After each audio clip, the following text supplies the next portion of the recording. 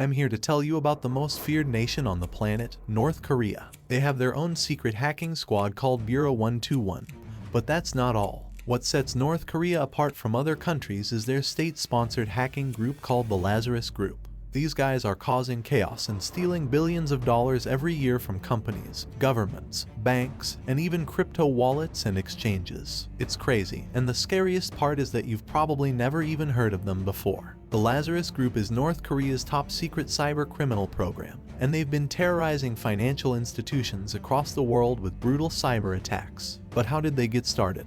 Well, when North Korea was hit with heavy sanctions and shunned by the global economy, they needed cash fast. That's when Kim Jong-un decided to attempt the biggest bank heist in history with the help of his hacking group, the Lazarus Group. Now, it's not really known how they first gained access to the Bangladesh bank systems, but there are a couple of ways they could have gotten in. The first was through a suspicious email sent out to Bangladesh bank employees a year prior, in January 2015. A seemingly innocuous job application from a man called Roz out of the Lamb popped up in some employees' inboxes. He included a message, device code adventures, and invited them to download a document with a CV attached. But inside that document, an invader was lurking. Once it was in the system, it got straight to work metastasizing itself inside the network. However, just as it gained complete control of the bank systems, it suddenly stopped. It wasn't time yet.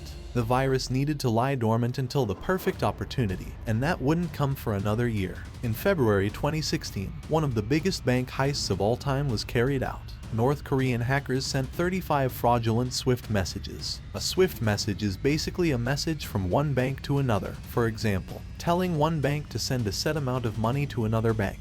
These messages were used to illegally transfer nearly $1 billion. The money belonged to the Central Bank of Bangladesh. The hackers sent 35 instructions using the SWIFT system, but only 5 of these were successful. This meant that $101 million was transferred, meaning that they lost out on a whopping $850 million.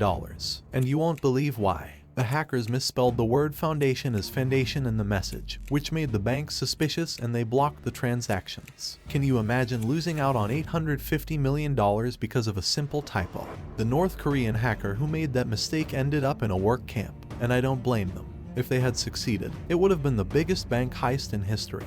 81 million of these dollars were sent to the Philippines, and the other 20 million was sent to Sri Lanka. The remaining 30 transactions, amounting to $850 million, were blocked. The $20 million North Korea sent to Sri Lanka was actually recovered, and some of the money sent to the Philippines was recovered as well.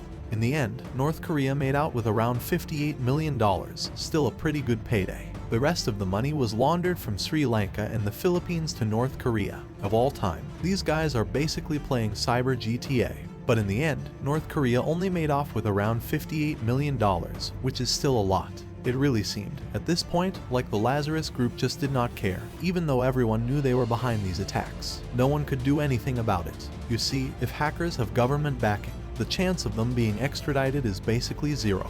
And here's another story about the hacking group. Back in 2014, Sony Pictures was hacked by North Korea. This was because Sony was about to release a movie named The Interview. The movie, starring Seth Rogen and James Franco, showed them going to North Korea. The movie was a comedy, but they were very critical of the North Korean government, especially how the North Korean elites live a luxury lifestyle while most of the country is starving. They also showed Kim Jong-un getting blown up, which of course would be outrageous to the North Korean government.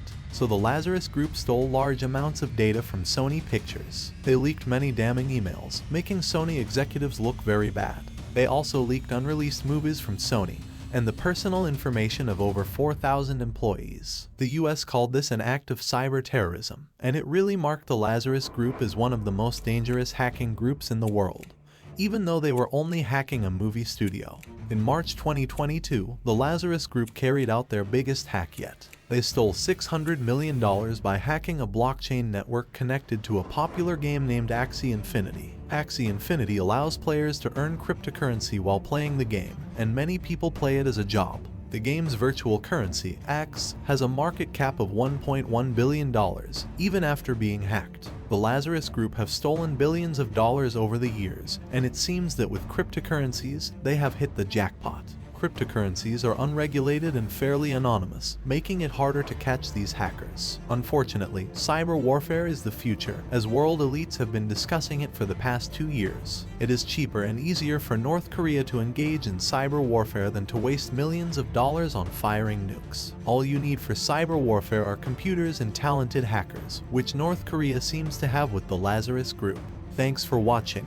This is the Business Crew. If you enjoyed this video, leave a like, and if you haven't already subscribed, please do so.